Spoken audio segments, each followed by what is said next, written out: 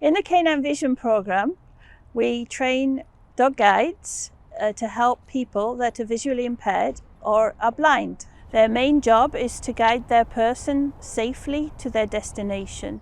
In the Canine Vision program, the dog guides are trained to assist their handler in navigating obstacles typically found on most daily routes, including curbs, steps, and crowds. We use artificial circumstances by using traffic cones to set up obstacles on the sidewalk, and we teach the dog to guide around the obstacles.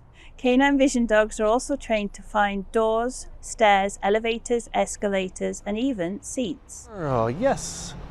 Forward. Yes, good girl. Forward, find the way. Good girl. Find the curb. Yes, find the curb. Oh, good. Yes, good girl. Forward. Good girl. Curb. Good girl. Forward, find the door. Yes, good girl. Door. Yes, good girl. Hi there, I'm Kayla and I'm an instructor in the Hearing Dog Guide program. This here is Ray. She's currently in training to become a hearing dog guide. Our dogs are matched with clients who are deaf or hard of hearing. Their job is really important because they increase awareness for the client and they also help increase their safety and independence. Our dogs work to 7 different sounds in the environment. So that includes a doorbell, a door knock, a fire alarm, a wake-up alarm, a phone, a name call, and a kitchen timer. When our dogs hear a sound, they make physical contact with their handler by using their paws. Then the handler asks them, "Where's the sound?" And the dog will lead them to the source of the sound, whether it's somebody knocking at the door or their phone ringing. The only exception is the fire alarm. When our dogs hear the fire alarm, they still alert their handler, but instead they spin a few times, 4 to 5 times automatically, and it's a visual cue for the client so they know it's a fire alarm. And then they safely exit their home or wherever they are. One of the sounds our dogs work to is the telephone. So when Ray hears the telephone ringing, she will alert me and I will ask her to show me where the sound is coming from. Then she will lead me to where the sound is occurring.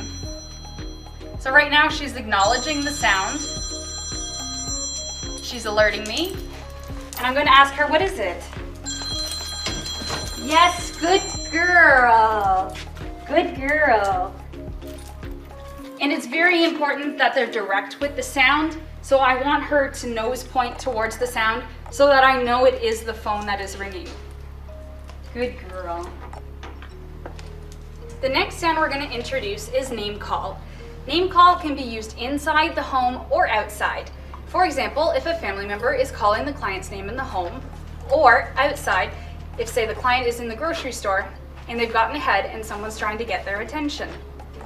One important thing to note with our sounds is that they have to be continuous. It has to be repetitive in order for the dog to alert. So when calling the client's name, we call it continuously. The dog is not trained to the person's specific name, but they will learn it over time. But rather, they are alerting to the continuous sound. Kayla! Kayla! Kayla! What, Kayla? What is it? Good girls. Hi, Katie. How are you? Good. How are you doing? Good girl. Good girl. The next sound we're going to introduce is the fire alarm. With the fire alarm, the dogs will spin. Once they are fully trained and with their client, the expectation is that they will spin automatically 4 to 5 times. And it is a big visual cue for the client that this fire alarm. Ray is currently still in training, so I have to help her out a bit with her spins. So we do something called a cue, meaning I help guide her into the spin. For today, we'll just expect her to do about 3 spins. Good girl, spin, yes, spin, yes, spin, yay, good girl, good girl. In the autism program, majority of the children are from the age of 3 to 12 who have been formally diagnosed on the autism spectrum. Our autism program is a little bit different than the other programs here at Dog Guides. Majority of the children are not the primary handler of the dog. The primary handler would be the parent or the caregiver of the child. But as you can see on the harness, the children would hold onto a handle.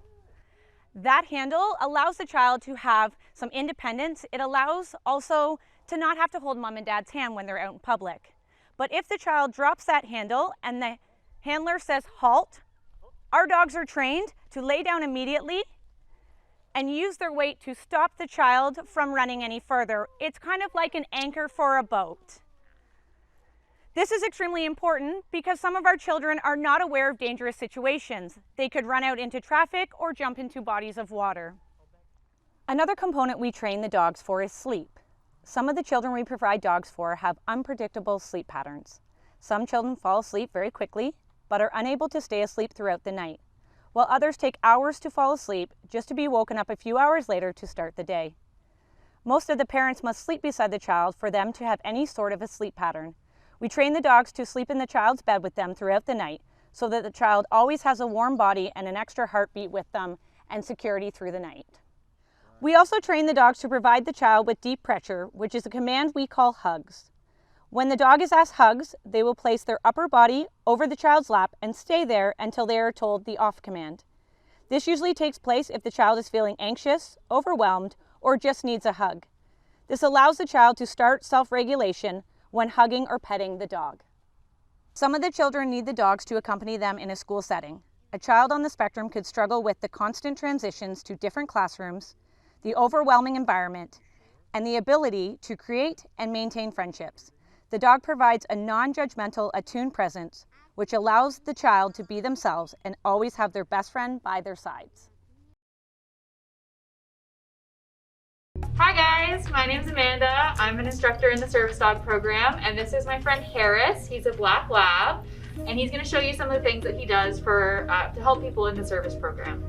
So our clients in the service program are people with a medical or physical disability that require these dogs to help them with a lot of physical tasks. Things like picking things up off the ground, opening and closing doors, pushing automatic door buttons, fetching things out of the fridge, all things like that. You can imagine being in a wheelchair, using a cane. Those things can be really difficult. Harris. So the first one I'm going to show you today is called a fetch. So I have just glasses case here. So I'm going to drop it. Harris, fetch. Up. Yes, good boy. You'll see that he delivered that right to my hand. No chomping, no chewing, because obviously if that's your brand new iPhone, you don't want it coming back with teeth marks in it, right? They can fetch things like credit cards, keys, anything down to the size of a nickel, and anything large enough that's safe for them to fetch, okay? So it can't be too heavy or anything like that. We'd also never ask them to fetch a knife that you might have dropped, or the cheeseburger that just fell off your plate. They're dogs. That one's probably not coming back to you. Harris. The other really important thing that these guys can do is they can open and close doors, drawers, cabinets, all that kind of stuff, even the fridge. So I'll show you what that looks like. Harris, heel. Harris, tugs. Tugs. Good boy. Good boy. And there's a water bottle there. I'm going to ask him to fetch. Harris, fetch. Yes. Yes, good boy. Good. Good job. And then we can also close the door. Harris, good job.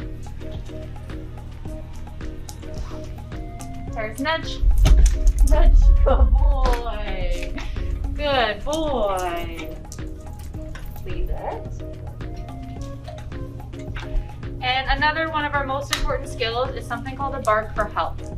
Now, in many cases, if our clients live alone, maybe they've fallen, they can't get to a phone, they can't call out for help, they can ask their dog for help. Okay, so I'll show you what that looks like. Harris.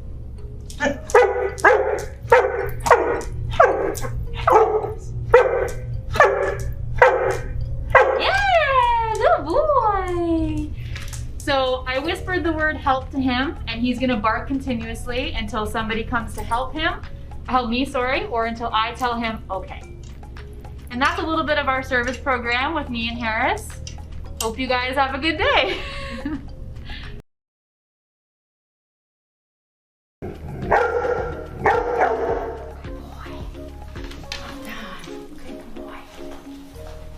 Good job. Good boy. Hi guys, my name is Julie Gabori, and I'm the head instructor for the Seizure Response program at Dog Eyes Canada. And here we have Quake. He's a black Labrador Retriever, and he's in training for the Seizure Response program. In the Seizure Response, we train dogs for people with epilepsy. So the dogs are trained to react to the seizure. They're trained to react to cues. So it might be the fall, convulsions, spasms, and the like. The dog responds to the physical cue, and his job is to start barking, barking, barking, and keep barking until somebody comes for help. Another task that our seizure response dogs are trained to do is to go get a family member inside the home. So what Quake would do, he would go and make physical contact and bring the person back to me. So I'm gonna ask him, Quake, go get it. Oh, good boy, what is it? Yes, good boy. In a home environment, eventually we would build it. The dog can go from room to room, from floor to floor, and bring the person back to their person. Good boy. So far, you've seen a few tasks that the seizure response dog perform. So they will bark at the onset of seizure. So that can be in a home, in a public place, just about anywhere.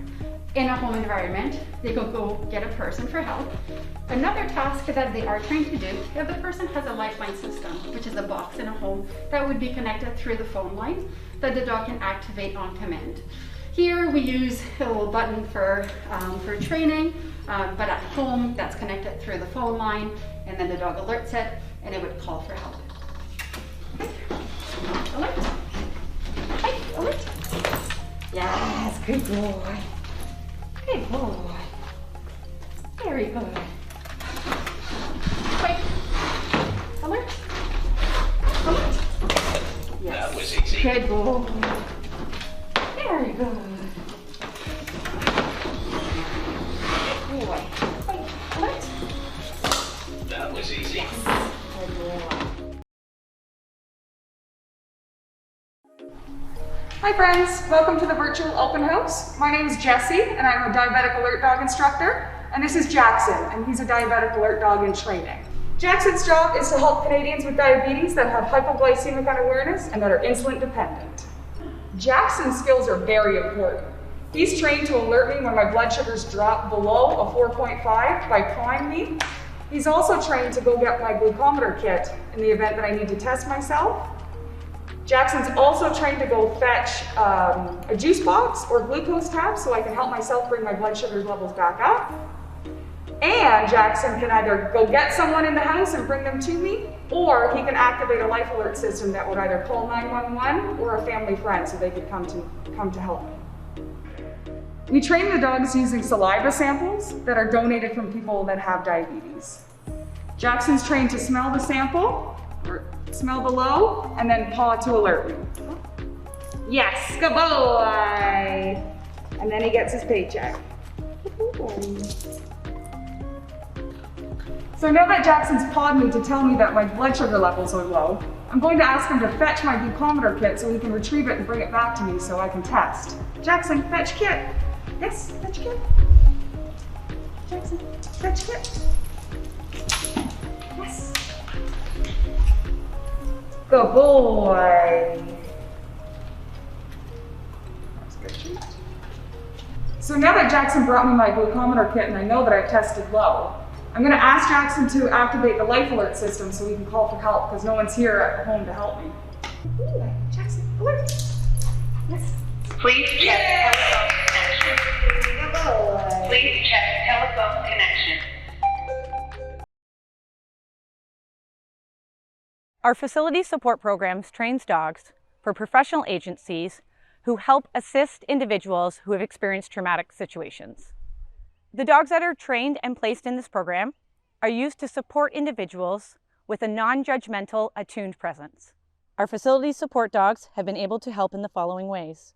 help a victim testify against their abuser in a courtroom setting, provide comfort to a young woman who has been abused and needs a forensic medical exam, allow victims to speak about their traumatic experiences to a counselor, provide comfort to a grieving family during a next of kin call, offer silent support to an officer after a tough call or shift, provide community outreach for those in need.